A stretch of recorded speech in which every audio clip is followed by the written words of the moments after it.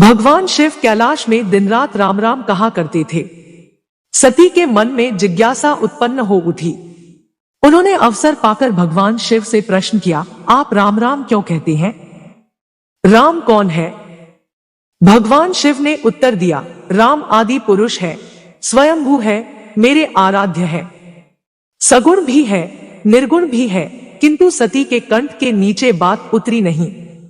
फिर एक दिन भगवान शिव और सती माता पृथ्वी पर भ्रमण करते हुए महर्षि अगस्त्य के आश्रम में गए और उनके मुख से रामकथा सुनकर आत्मविभोर हो उठे। कुछ दिन वहां रहने के बाद भगवान शिव और सती माता वापस कैलाश की ओर चल पड़े।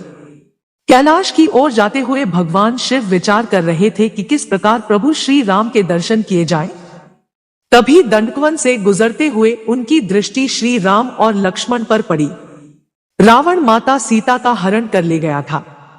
श्री राम और लक्ष्मण सीता जी की खोज में भटक रहे थे।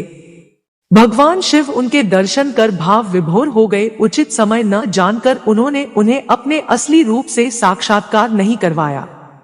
माता सती के मन में श्री राम के प्रति संदेह तो था ही। उन्होंने सोचा, अगर यह सच में भगवान श्री हरि विष्णु का ही रूप है तो अपनी पत्नी की खोज में दर दर क्यों भटक रहे हैं। इस बात की परख के लिए माता सती ने माता सीता का रूप धारण कर लिया और श्री राम के समीप चली गई। श्री राम ने उन्हें प्रणाम किया और बोले, माता आप वन में अकेले? भगवान शिव कहाँ हैं? श्री राम के उनके वास्तविक स्वरूप को जान उन्हें बड़ी आत्मग्लानि हुई और वे वापस भगवान शिव के पास चल पड़ी। वे जिधर भी रूप करती उधर ही उन्हें श्री राम, लक्ष्मण और सीता जी एक साथ खड़े दिखाई देते और भगवान शिव, जगत पिता ब्रह्मा, इंद्र, सप्तर्षियों आदि को श्री राम की चरण वंदना करते देखती। श्री राम की रची माया को देखकर वे डर गई और सहम कर वहीं आंखें बंद करके बैठ गई। कुछ समय उपरांत उन्होंने डरते डरते आंखें खोली तो सारी माया का अंत हो चुका था। वह पुनः भगवान शिव के पास पहुंची तो उन्होंने पूछा, ले आई श्री राम की परीक्षा? माता सती ने झूठ बोल दिया कि उन्होंने कोई परीक्षा नहीं ली। भगवान शिव ने ध्यान लगाकर सारी बात जान ली। उन्होंने भगवान श्री राम की माया को प्रणाम किया, जिससे प्रेरित होकर सती के मुख से झूठ निकल गया था। सती ने सीता जी का वेश धारण किया। यह जानकर शिवजी के मन में विषाद उत्पन्न हो गया। उन्होंने सोचा कि यदि अब वे सती से प्रेम करते हैं तो यह धर्म विरुद्ध होगा, क्योंकि सीता जी को वे माता के समान मानते थे, परंतु वे सती से बहुत प्रेम करते थे, इसलिए उन्हें त्याग भी नहीं सकते थे। तब उन्होंने मन ही मन प्रतिज्ञा की कि अब पति पत्नी के रूप में उनका और सती का मिलन नहीं हो सकता। परंतु इस बारे में उन्होंने सती से प्रत्यक्ष में कुछ नहीं कहा। तत्पश्चात वे कैलाश लौट आए और उन्हीं दिनों सती के पिता कंथल में बहुत बड़ा यज्ञ कर रहे थे।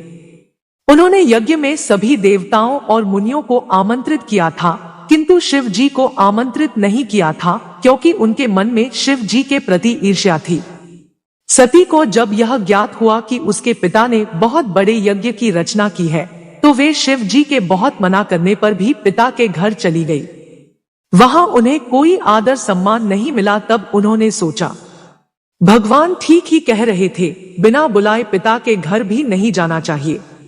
पर अब क्या हो सकता है, अब तो आ ही गई हूं। पिता के कटु और अपमानजनक शब्द सुनकर भी सती मौन रही। वे उस यज्ञमंडल में गई जहां सभी देवता और शिमुनि बैठे थे। वहां सती ने यज्ञ मंडप में सभी देवताओं के तो भाग देखे, किंतु भगवान शिव का भाग नहीं देखा।